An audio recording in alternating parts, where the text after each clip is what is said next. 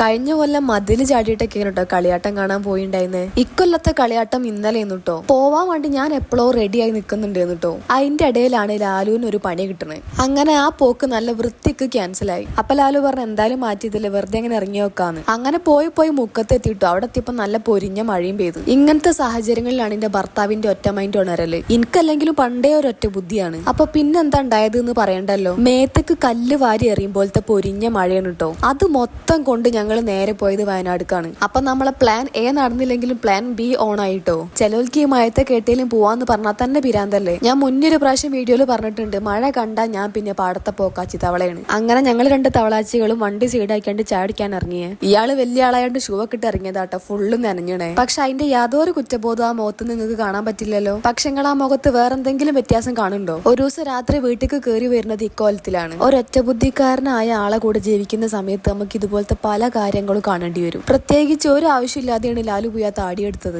അതും ഒരു സൂചന പോലും തരാതെ. എന്റെ ബലമായ സംശയം ആരോ പറഞ്ഞ് മോട്ടറാക്കിയാണ്. എന്തായാലും നമ്മള് നല്ല മഴത്ത് 2 ചായയും കുടിച്ച് ഒരു നുറുക്കൊക്കെ കടിച്ച് അങ്ങനെ കുറച്ചേരം ഇരുന്നിട്ടോ. അപ്പോത്തിന് മഴയൊക്കെ ഒന്ന് കുറഞ്ഞു കേട്ടോ. തിരിച്ചിറങ്ങിയപ്പോ നല്ല രീതിയിൽ ബ്ലോക്ക് ഉണ്ടായിരുന്നേ. മഴ പെയ്ത് തോർന്ന ഈ ഒരു സമയത്ത് റോഡൊക്കെ കാണാൻ നല്ല ഭംഗിയുണ്ടായിരുന്നു കേട്ടോ. വണ്ടികൾ ആ ലൈറ്റും കൂടി ആയപ്പോ നല്ല രസം ഉണ്ടായിരുന്നേ. ഇപ്പൊക്ക് തോന്നുന്നു പ്ലാൻ എ നടക്കാഞ്ഞത് നന്നായി. കാരണം ഒരു പ്ലാനും ഇല്ലാണ്ട് നടന്ന പ്ലാൻ ബി ആയിരുന്നു ശരിക്കും അടിപൊളി. അങ്ങനെ നമ്മള് ബ്ലോക്കിൽ നിന്നൊക്കെ രക്ഷപ്പെട്ട് മുക്കത്തെത്തിട്ടോ. അവിടുന്ന് നമ്മള് ഫുഡൊക്കെ വാങ്ങി നമ്മള് നേരെ പിന്നെ വീട്ടിലേക്ക് വിട്ടേ. ലാലു താടി എടുത്തത് രസമുണ്ടോ ഇല്ലെന്നൊന്ന് കമന്റ് ചെയ്യണേ. അപ്പൊ ശരി, ബൈ.